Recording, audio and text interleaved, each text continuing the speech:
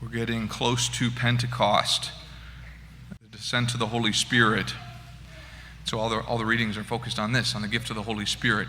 And for the last few years, at this time of year, I've had the same kind of, examination of conscience maybe, or maybe just wondering, if I really knew the gift of the Holy Spirit that I have received, that we all receive in baptism and confirmation, if I knew the gift and unwrapped it and surrendered to it, how different would my life be? Like what difference would it make to joy and freedom? So then I was thinking about what are the things that restrict this. There's some fear for sure, ego, selfishness that's resists handing myself over to the Lord. But mostly we already know that. We're already trying to overcome that. So I was looking at this. What specifically restricts this, hampers this? And the thing that I was thinking about the most is respectability. Okay? Respectability is basically the question is, what would I do differently if I knew that no one whose opinion mattered to me would ever find out?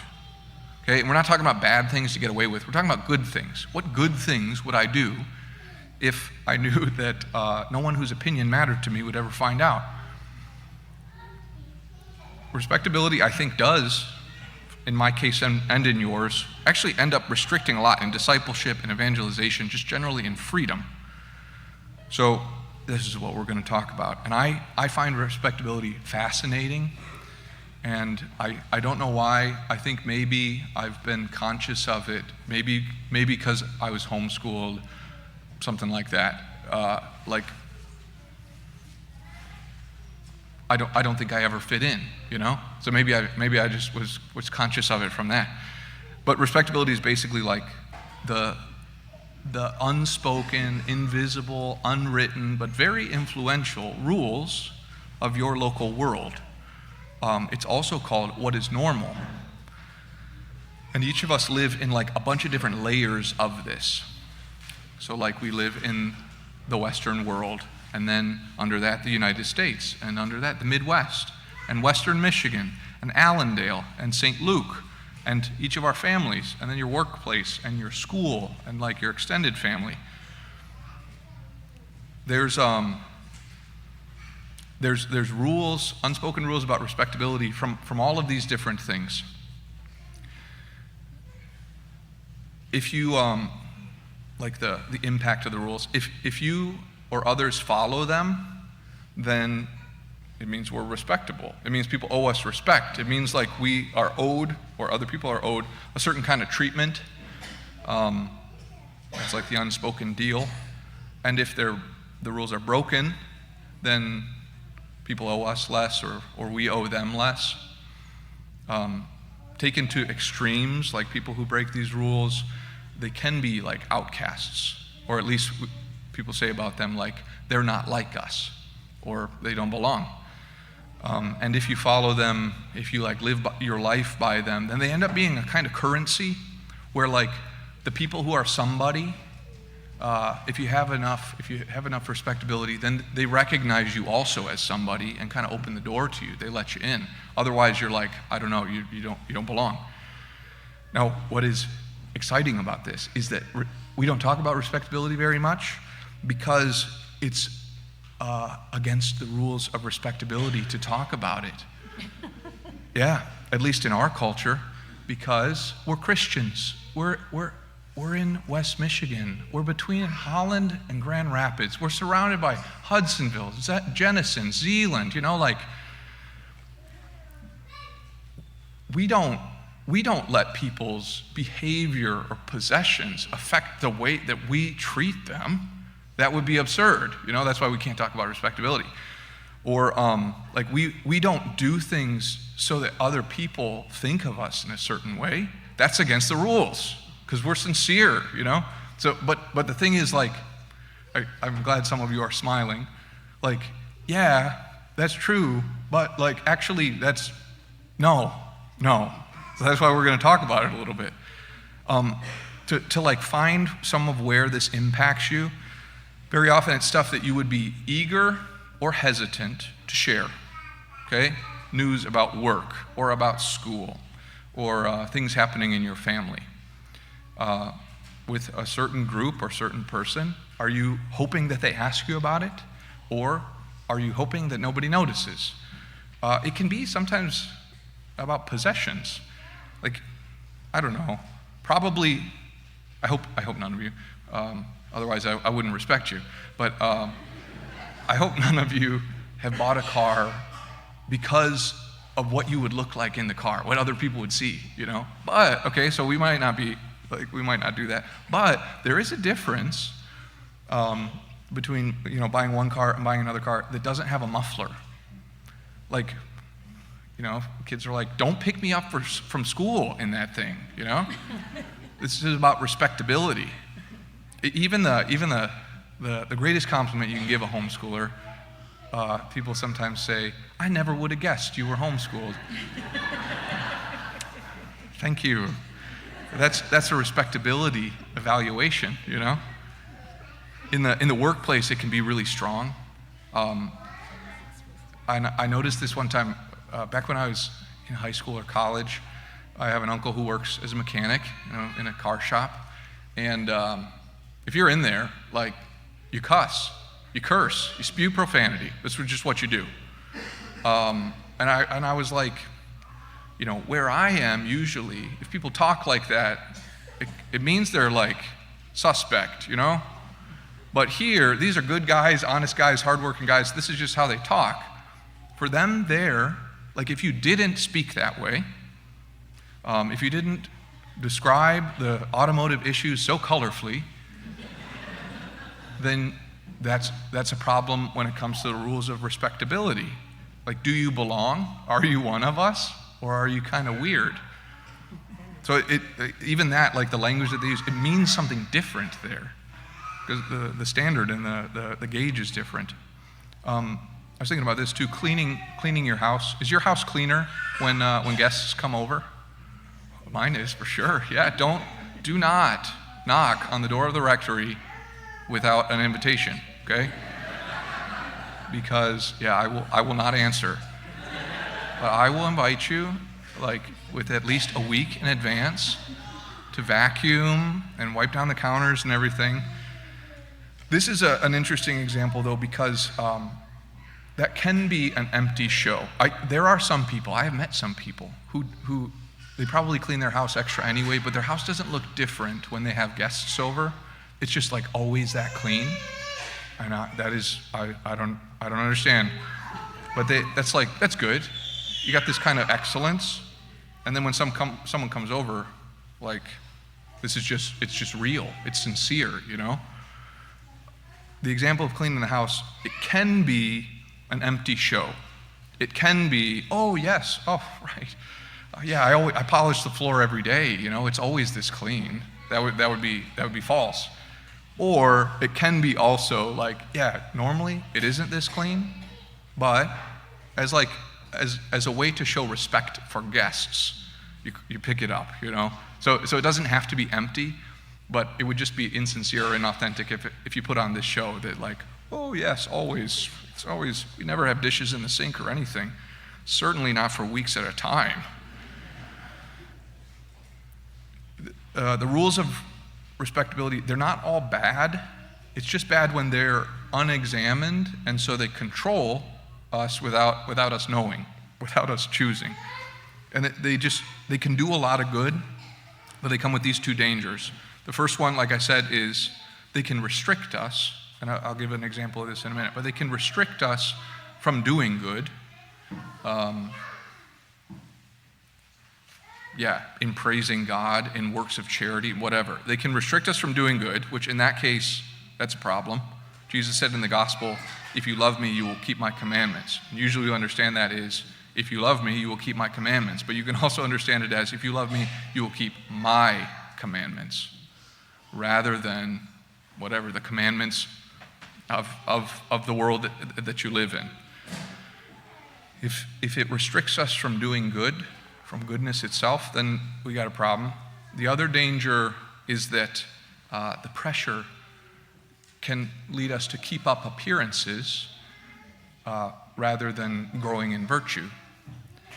And this is the issue. Respectability can be hollow when there's no virtue, when it's not actually about goodness, it's just about social performance, when it's an empty show, when it's just to be seen, There's no absolute value either in following or rejecting these rules by themselves. There's value in virtue, in goodness. Like what we are judged on is goodness, not what other people thought of us. Most of the examples we gave would be like following those rules for their own sake, but also there's the other side, which is to reject them for their own sake, to just be rebellious, to be a rebel. What is it? Rebel without a cause, just because, just to assert myself or something. There's no value in that either. There's value in goodness that is hopefully embodied by that respectability. So here's some examples just that I noticed in my own self when it comes to like this can restrict me. Preaching for sure. Like the topics that you can touch on, the way that you phrase them, like how deeply, how strongly you can come on, all of that. Because I care about your opinion, probably more than I should.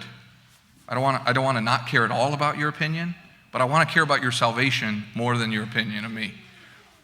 But rules of respectability, because they carry influence with them, that can be a big impact on preaching. The other time that really strikes me is like those little moments, maybe passing moments, where you see someone in church, whatever, in McDonald's, doesn't matter.